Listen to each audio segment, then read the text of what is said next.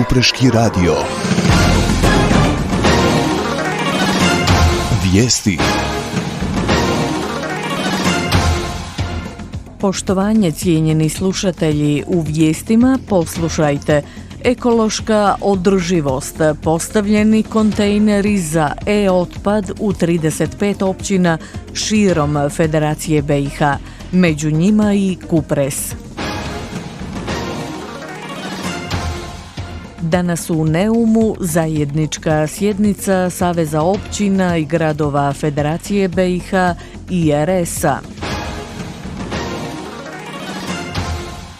Von der Leyen treba ubrzati integraciju Zapadnog Balkana u EU. BiH za 4 godine napustilo 6,5 tisuća profesionalnih vozača. Izdato narančasto upozorenje zbog jakih lokalnih pljuskova. Tijekom mjeseca svibnja 2023. godine ZEOS Ekosistem d.o.o. je u službi ovlaštenog operatera sistema za upravljanje e-otpadom financirao nabavku i postavljanje novih 56 kontejnera za male uređaje u 35 općina Federacije Bosne i Hercegovine. Vrijednost investicije iznosi oko 200.000 maraka, a ista će osigurati pružanje besplatne usluge odlaganja e-otpada za stanovništvo, čime će se smanjiti količina elektrootpada na deponijama i ista preusmjeriti u reciklažni sektor naše države. U nove kontejnere građani mogu odložiti sve vrste malih uređaja promjera do 45 cm.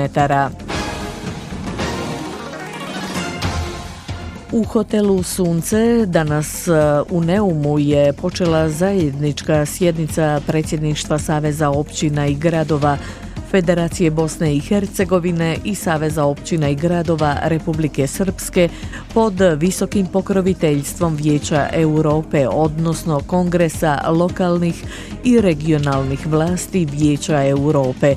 Na sjednici će se govoriti o suradnji Kongresa lokalnih i regionalnih vlasti Vijeća Europe sa savezima općina i gradova u Bosni i Hercegovini, te će se prezentirati najbolje prakse i iskustva proistekle iz provedbe Europske povelje o lokalnoj samoupravi.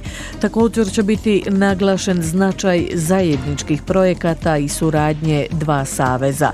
Događaj će biti iznimno značajan uzimajući u obzir prava koja lokalne samouprave ostvaruju u skladu s ustavnim i zakonskim propisima, ali i mogućnosti koje se nude kada je riječ o suradnji kako unutar Bosne i Hercegovine, tako i s institucijama Vijeća Europe.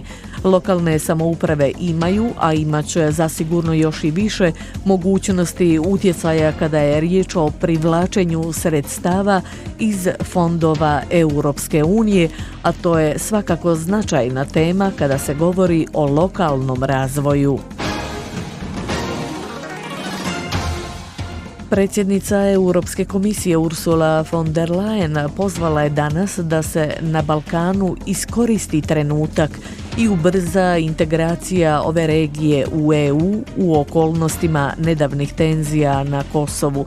Nedavne tenzije su naravno zabrinjavajuće. Pozivam sve strane da se suzdrže od sukoba i da poduzmu mjere za obnovu mira, rekla je von der Leyen na konferenciji o sigurnosti u Slovačkoj. Prema njenim riječima, to je novi plan rasta za Zapadni Balkan, a EU želi da već danas donese neke od prednosti članstva ljudima u regiji. Samo u protekle 4 godine našu zemlju napustilo je 6,5 tisuća profesionalnih vozača, a najava uvođenja jedinstvenih digitalnih vozačkih dozvola na prostoru Europske unije u narednim mjesecima mogla bi pokrenuti novi val odlaska vozača u inozemstvo. Prijevoznici upozoravaju kako će se Bosna i Hercegovina, ako se ovako nastavi, ubrzo suočiti s tim da neće imati tko prevoziti niti robu, niti putnike. Jedinstvenik digitalne vozačke dozvole za sve zemlje članice Europske unije između ostalog će olakšati i zamjenu vozačke dozvole koja je izdana u državi koja nije članica Unije za dozvolu države u kojoj vozač želi raditi. Federalni hidrometeorološki zavod Bosne i Hercegovine izdao je narandžasto upozorenje za period od 31. svibnja od 9 do 2. lipnja do 20 sati zbog jakih lokalnih pljuskova.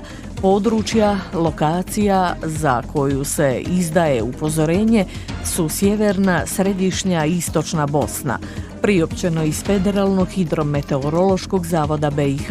Naglašeno je da uz jače pljuskove lokalno može pasti od 20 do 50 litara kiše po metru četvornom.